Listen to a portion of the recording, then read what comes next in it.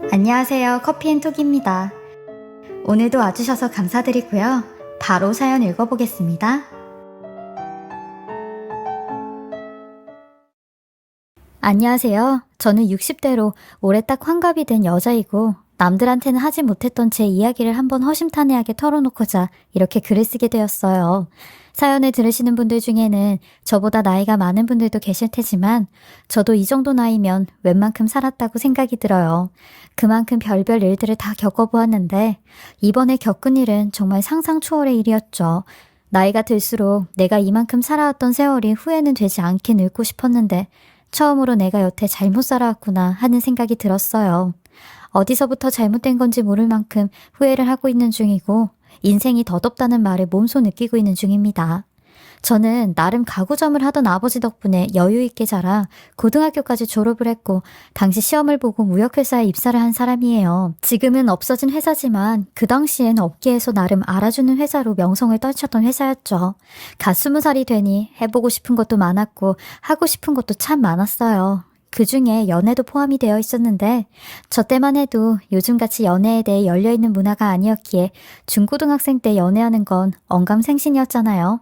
맨날 남몰래 숨어서 동네 남학생이나 짝사랑하곤 했는데 20살이 되니 그것도 그만 청산하고 제대로 된 연애를 해보고 싶다는 생각이 들었어요. 가뜩이나 저보다 3살 많은 언니가 맨날 남자친구와 알콩달콩 연애를 하며 데이트를 하러 나가는데 그 모습을 보니 부러웠기도 했고요. 그래서 처음엔 눈을 씻고 남자를 찾아봤는데 제가 그런다고 남자가 떡하니 눈앞에 나타나는 건 아니더라고요. 아무리 남자친구를 사귀어 보려고 해도 마음먹은 것처럼 쉽진 않았습니다. 그리고 친구들한테 소개를 시켜달라는 것도 한두 번이지 매번 그러기도 좀 그랬어요. 무슨 제가 남자에 환장한 사람처럼 보일 수도 있잖아요. 근데 인연은 존재한다고 어느 날 제가 늦은 퇴근으로 막차를 타고 집에 간 적이 있었는데 저도 겁도 없지 그 늦은 저녁에 쏟아지는 졸음을 참지 못하고 계속 졸다가 버스 종점까지 가게 되었어요. 그리고 누군가의 부름으로 잠을 깨게 됐는데 눈을 떠보니 웬 멀쩡하게 생긴 청년이 이제 그만 일어나시라고 막 저를 깨우더라고요. 알고 보니 그 버스를 운전한 운전기사였죠. 많이 피곤하셨나 보네요. 아까도 혹시 몰라서 운전하면서 몇 번이나 불렀는데 못 듣고 계속 자더라고요. 여기서 집까지는 많이 머세요? 집이랑 좀 가까우면 걸어가면 될 텐데 멀면은 집에는 어떻게 가시려고요? 위험할 텐데. 그러게요. 집까지 가려면 조금 먼데 이거 큰일이네요. 택시도 잡힐지 모르겠는데 일단은 큰 길로 나가봐야죠. 그럼 제가 퇴근 도장 찍고 올 테니까 조금만 기다리세요. 여기 많이 외져서 혼자 나가는 것도 위험하니까 같이 나가시죠. 길도 잘 모르시니까요. 저 여기 버스 회사에서 평생 일해야 되니까 걱정은 마시고요. 라는데 제가 경계를 하는 눈빛으로 쳐다보니 이런 말을 하는 것 같았어요. 그리고 나오면서 이런저런 이야기를 했는데 어쩌다 보니 저희 집 앞까지 오게 되었더라고요. 그 청년은 저보다 4살이 많은 사람이었는데 일찍이 군에 다녀오고 버스 면허를 취득해 운전기사를 하고 있는 거라고 했어요. 집이 워낙 가난해서 초등학교밖에 나오지 못해 어릴 때부터 안 해본 일이 없다고 했는데 정말 별의별 일을 다 했더라고요. 하도 힘든 일을 많이 해서 그런지 지금 하는 버스 운전 일은 정말 최고의 직장이라고 했어요. 그래서 아까 평생 여기서 일을 해야 된다는 소리가 그 뜻이었나 싶었어요. 그렇게 그 사람과 처음 만나게 되었고 그 이후로 시간대가 맞으면 몇 번씩 버스에서 만나 눈인사를 하곤 했어요. 그러다 운전석 바로 뒷자리가 나면 거기에 앉아서 이런저런 이야기를 나누곤 했는데 한편의 영화를 찍는 그런 기분이었어요. 그러면서 그 사람에게 점점 더 호감을 느꼈고 그 사람을 만나기 위해 일부러 그 사람이 운전하는 버스를 기다렸다가 타곤 했어요. 저보다 나이가 4살이나 많아서 그런가? 절 위해주는 조그마한 배려도 감동이었고 회사 상사에게 혼났을 때면 위로해주는 말들도 감동이었어요. 실제로도 그런 말들이 제게 많이 위안이 되었어요. 그리고 무엇보다 저랑 비슷한 부분이 많아 이야기하는 게 하나도 지루하지 않았는데 한번 대화를 했다 하면 시간 가는 줄 모르고 또 종점까지 갔다가 저희 집까지 데려다주는 그런 날들이 반복되었어요. 그리고 그렇게 알고 지낸 지 6개월 정도 되었을 때 제가 먼저 그 사람에게 고백을 했고 사귀자고 했어요. 저는 당연히 이 사람도 오케이를 할 줄 알았는데 돌아온 대답은 그게 아니었죠. 미안해요, 순미 씨. 저는 순미 씨가 좀 부담스러워요. 좋긴 한데 부담스러워서 못 만날 것 같아요. 아니, 좋긴 좋은데 부담스러운 건 또 뭐예요? 싫으면 그냥 싫다고 하지. 변명도 참 이상한 변명이네요. 괜히 저 위로한답시고 그런 말 하는 거예요? 차라리 그냥 싫다고 하는 게 낫겠어요. 뭐 그런 말로 거절을 해요? 아이고, 그런 뜻이 아닌데. 저도 자존심 지키겠다고 말을 빙빙 돌려 한 게 순미 씨가 그런 뜻으로 받아들였네요. 사실 제 직업이나 학력이나 지방까지 순미 씨보다 한참 뒤떨어지잖아요. 그래서 저 때문에 순미 씨가 피해를 볼까 싶어서요. 순미 씨 지인들 보면 다들 남자친구들이 잘 나가던데 저는 그렇지가 못해서 빛나는 순미 씨를 더 어둡게 할 것 같아요. 라며 머리를 긁적이는데 이렇게까지 깊은 생각을 하는 줄은 전혀 몰랐어요. 찬엽 씨, 학력이란 직업, 집안 그런 게 뭐가 중요해요. 사람이 됨됨이가 돼야지. 성실하고 진실하면 돈이야 뭐라든 먹고 사는데 지장 없어요. 그리고 찬엽 씨 이렇게 열심히 사는 것만 봐도 저는 벌써 든든한데요. 아무리 잘난 판검사 의사라도 성격이 못됐다면 저는 그런 사람들 트럭으로 갖다 준다고 해도 반품이에요. 그러니까 찬엽 씨도 학벌, 직업, 집안 뭐 이런 거 생각하지 말고 우리 한번 진지하게 만나봐요. 라고 하니 그제서야 알겠다며 제 손을 꼭 잡아주더라고요.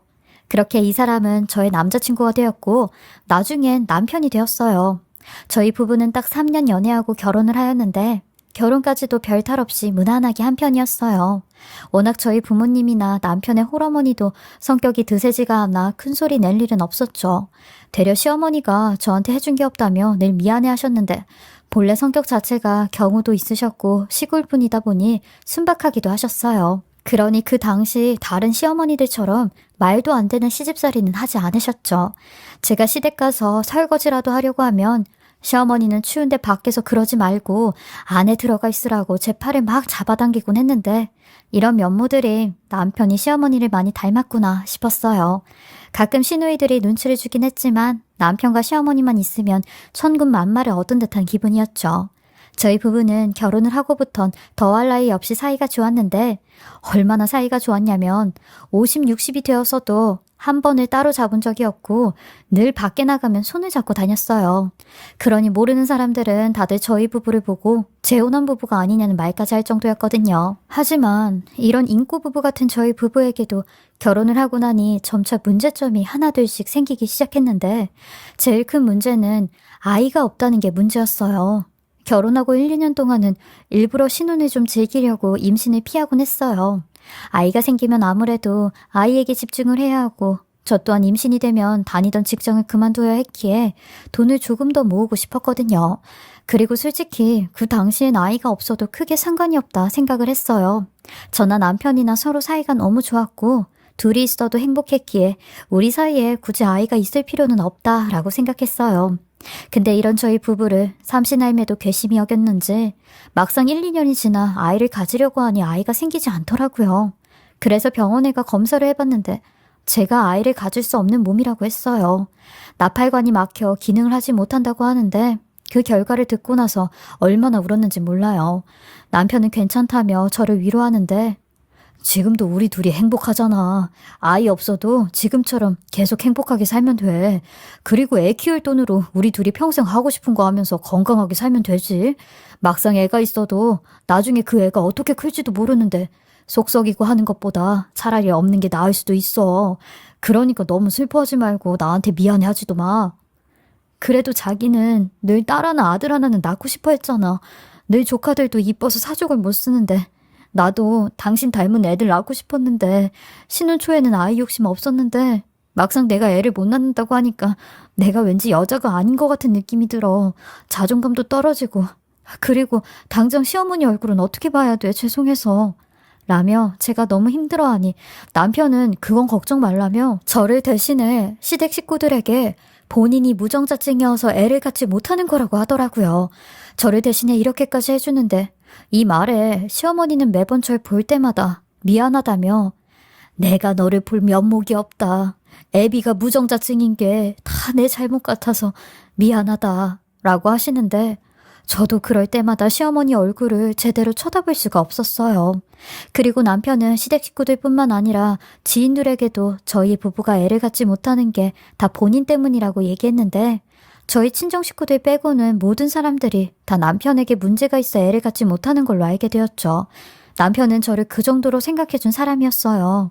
뒤에서 수군대는 사람들의 손가락질까지도 감수하며 저를 감싸준 거죠.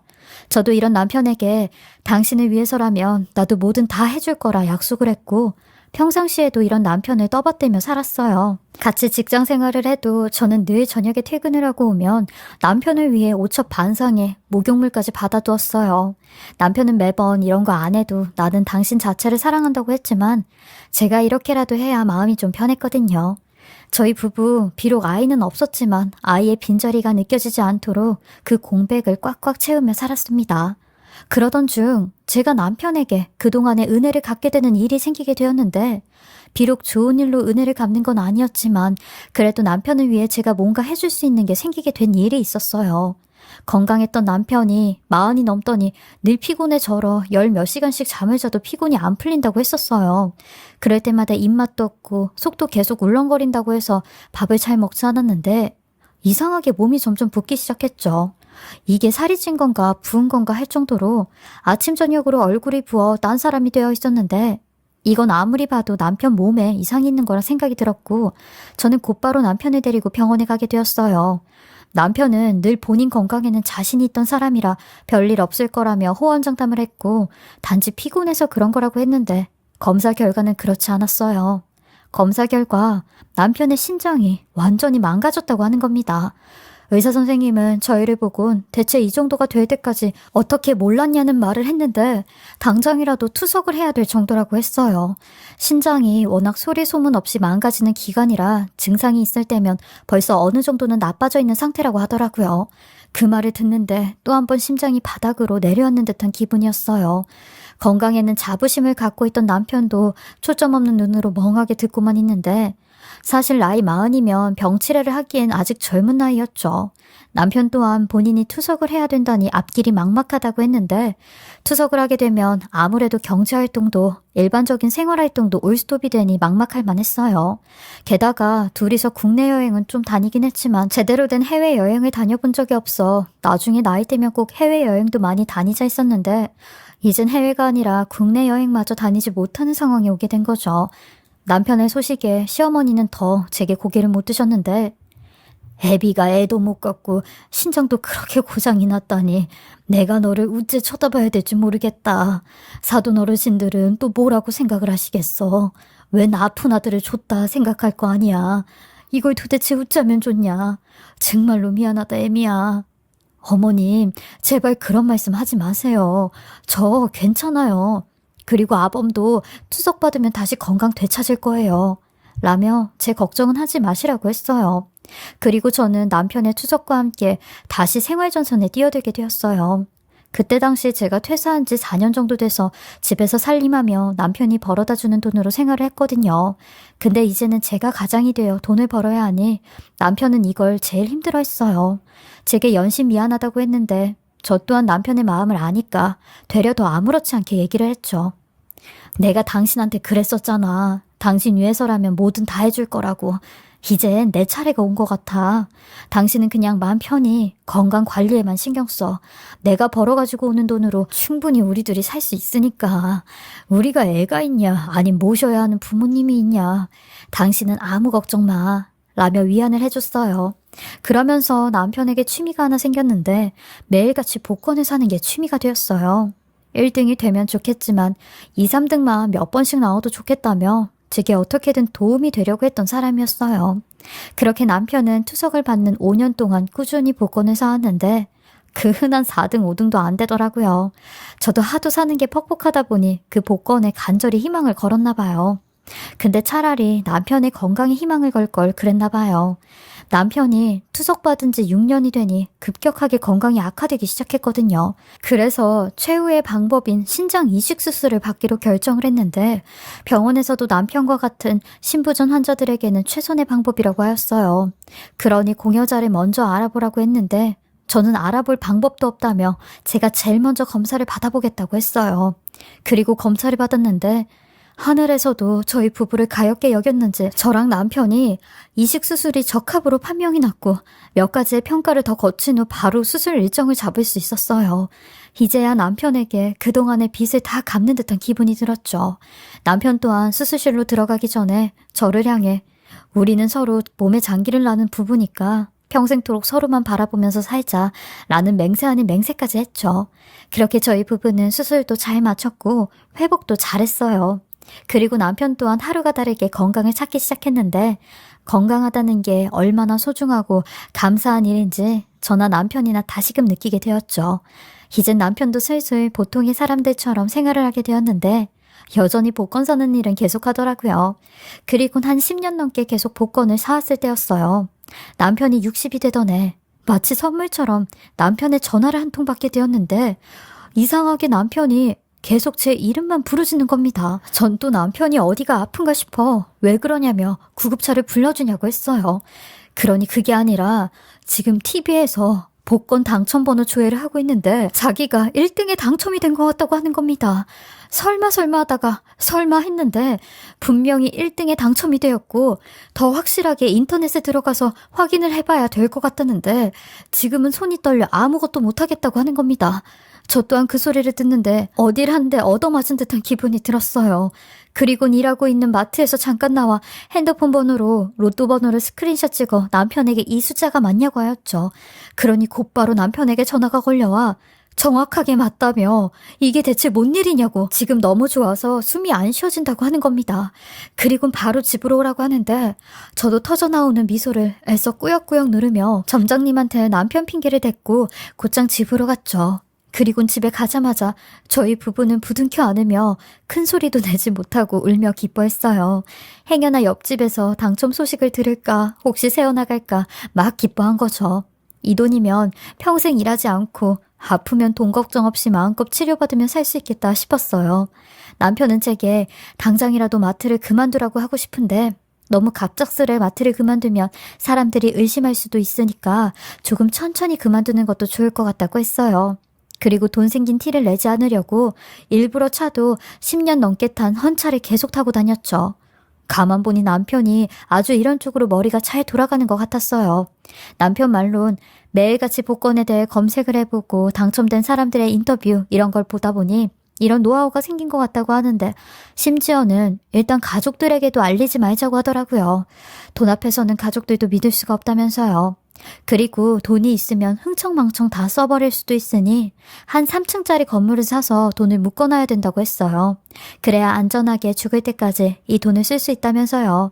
건물은 본인이 여기저기로 잘 알아보러 다닐 테니 걱정하지 말라고 했고 이젠 노후 걱정 없이 행복하게 살 일만 남았다고 했어요.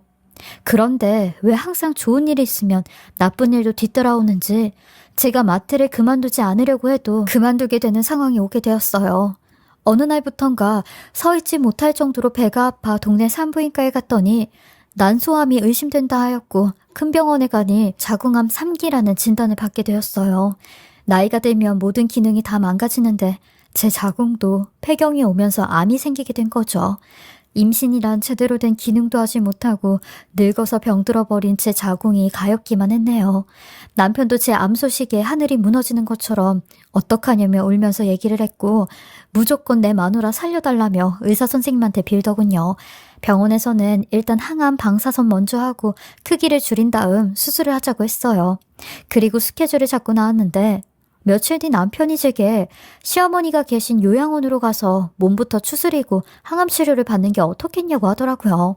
저희 시어머니께서 치매로 요양원에 가신 지 1년 정도 되었을 때거든요. 저도 그 요양원을 아는데 거기 요양원이 10명 정도 있는 소규모 요양원이라 가족같이 분위기도 좋고 공기도 좋은 곳이었거든요. 남편은 그곳에서 몸을 추스리고 밥도 자연식으로 먹으며 한 일주일만 있다가 나오라고 했어요. 본인이 제 밥을 그렇게 챙겨주질 못하니 시설에서 케어를 받으면 좋을 것 같다고 했는데 제가 수락을 할 줄 알고 벌써 그곳에 돈을 지불했다고 하더라고요.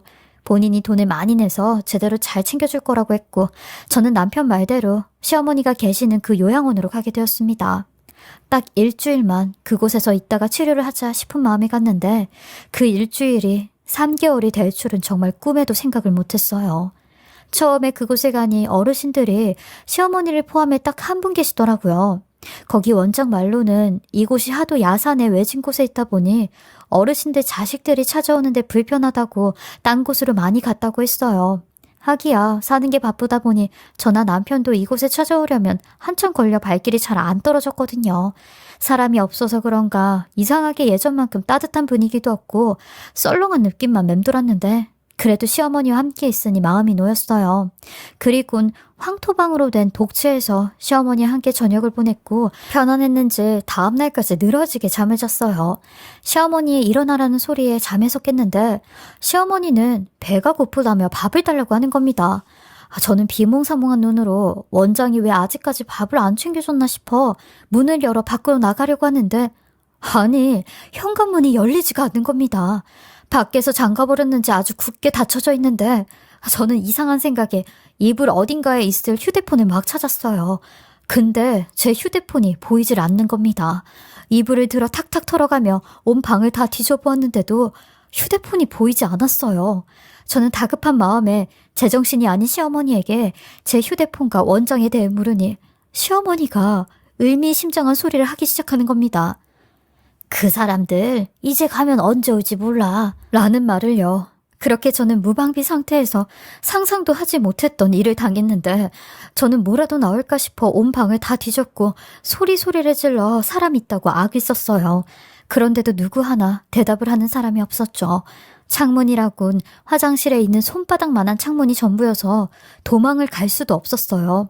단지 그걸로 밤인지 낮인지만 알 수 있을 정도였어요.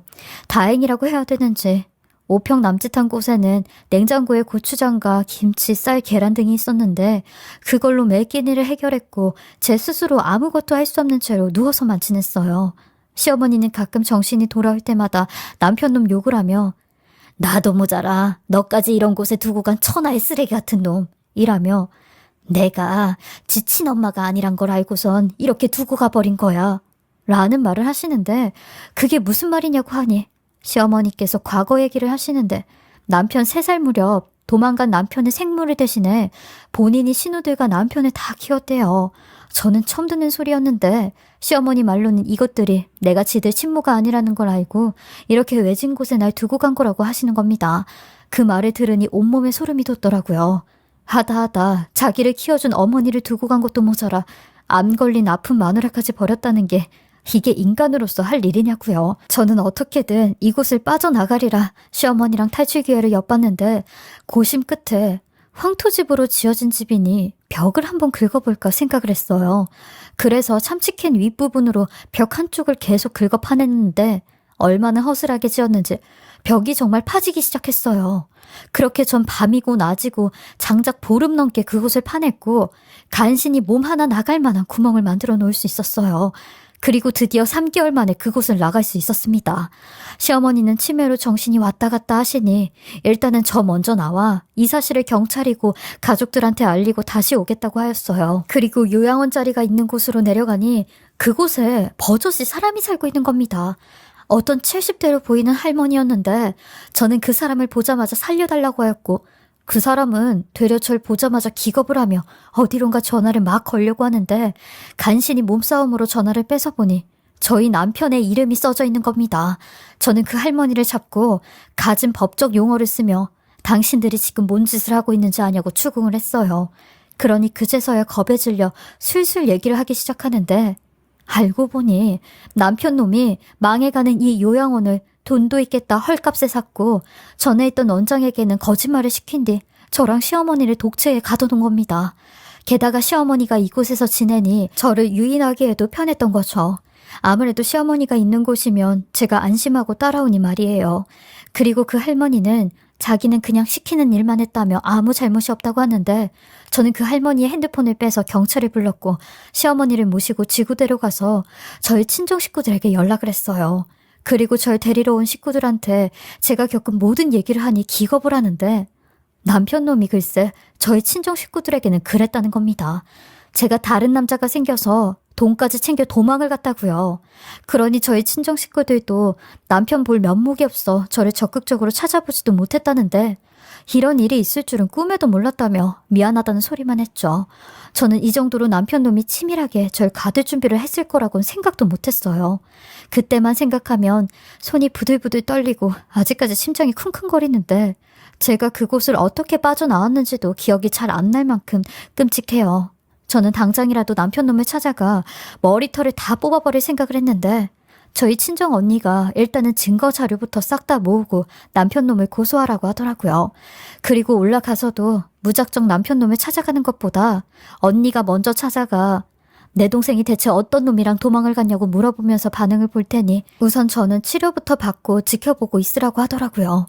그렇게 전 친정 식구들의 말대로 시어머니를 모시고 친정집에서 지내며 언니와 형부가 저 대신 남편 놈의 동태를 살폈는데 언니가 저의 집으로 남편 놈을 찾으러 갔다가 아주 가관인 광경을 보고 왔다는 겁니다.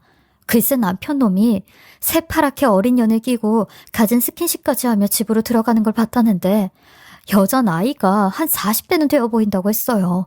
아무래도 네 남편이 복권에 당첨되고 그 돈으로 젊은 년을 한 명 꼬셔서 바람이 난 것 같다고 하는데 그 말을 듣곤 하늘이 무너지고 땅이 꺼지는 것만 같더라고요. 그래서 안 걸린 나를 그 야산까지 갖다 버렸구나 싶었죠. 그 후 언니는 며칠간의 미행 끝에 남편 놈이 그 젊은 여자랑 결혼 준비까지 한다는 것도 알게 되었고 저는 아르마리로 남편의 아는 지인에게 남편 놈의 결혼식 날짜와 시간을 알아내게 되었습니다. 그리고 그 결혼식장을 찾아가 아주 쑥대밭으로 만들어 놓으리라 다짐했어요. 친정 식구들과 조카들 또한 아픈 저를 도와 남편 놈이 제게 저지른 모든 악행들을 수백 장 복사해 주었고 피켓까지 만들어 다 같이 결혼식장에 쳐들어가기로 약속을 했죠. 그리고 결혼식 당일날 저희는 들키지 않으려고 일부러 쉬기 시작한 뒤 한참 뒤에 몰래 식장으로 쳐들어갔습니다. 지보다 20살이나 어려 보이는 새파랗게 어린 여자랑 단상에 서 있는데 그걸 보고 있자니 몇 번이고 혈압이 올라 쓰러질 뻔했어요. 저는 그 연놈들이 들어가는 걸 보자마자 뒤에서 소리를 질렀죠. 기껏 내 신장까지 떼주며 살려놨더니 이제야 살만하다고 본처인 날 버리고 불륜해서 새파랗게 젊은 년이랑 결혼을 해? 라며 소리를 꽥 질렀어요. 그러니 순식간에 모든 사람들이 뒤를 돌아 저를 쳐다보았죠. 남편 놈은 절 보고는 당황을 하며 막 다가오는데 저는 계속해서 말을 이어나갔어요. 이러고도 네가 사람 새끼니? 넌 사람 새끼 아니야. 50억짜리 복권 당첨됐다고 암 걸린 나랑 너 키워준 어머니까지 갖다 버렸으니 사람 새끼도 아니지. 라고 난리를 쳤죠. 그리곤 저희 가족들이 거기에 있는 하객들에게 프린트물을 나눠주며 읽어보시라고 하는데 순간 결혼식장은 아수라장이 되었고 남편 놈이랑 결혼하는 그 젊은 년은 바닥에 주저앉아 대성통곡을 하는데 아주 꼴값들을 떨고 앉아 있었죠. 남편 놈은 빨리 경호원을 부르라며 야단법석을 떨었고 저는 끝까지 할 말 다 했어요. 가족들한테까지 복권 당첨됐다는 거 비밀로 한 주제. 그 여자한테는 다 얘기했니? 그리고 결혼까지 해. 라고 하니 남편 놈이 제 입을 틀어막으며 멱살을 잡고 늘어지는데 이 모든 행동들까지 동영상으로 찍어 이혼 소송할 때 아주 유리하게 써먹었어요. 그렇게 저는 남편 놈에게 민형사소송 2가지를 다 걸었고 암 치료를 받는 와중에도 결과는 제 승소로 끝이 났습니다. 이혼 소송에선 반반 재산 분할과 위자료까지 받아냈고 형사소송에선 강금죄와 유기죄로 각각 벌금형을 받았는데 이 결과에 대해선 좀 불만족스러웠는데 전 남편 놈이 무슨 판사 출신의 변호사를 선임해 받게 된 결과였죠.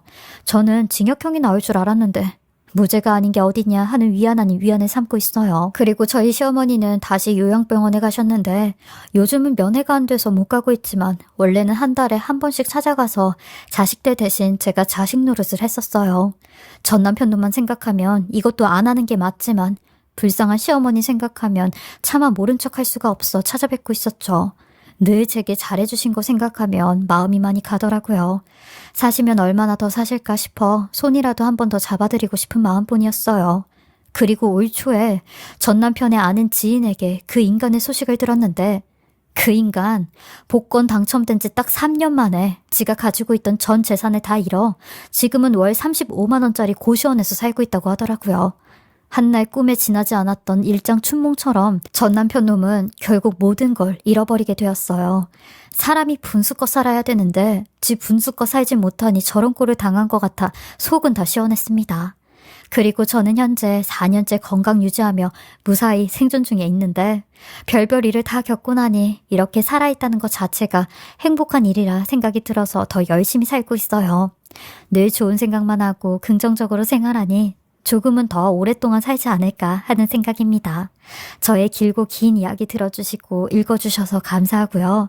물론 여러분들은 저처럼 이런 일은 당하시지 않으시겠지만 그래도 늘 조심하시며 건강하시고 행복한 인생을 그려나가시길 바라겠습니다. 지금까지 커피앤톡이었습니다. 오늘도 끝까지 함께 해주셔서 감사하고요. 저는 다음 영상으로 또 찾아뵙겠습니다.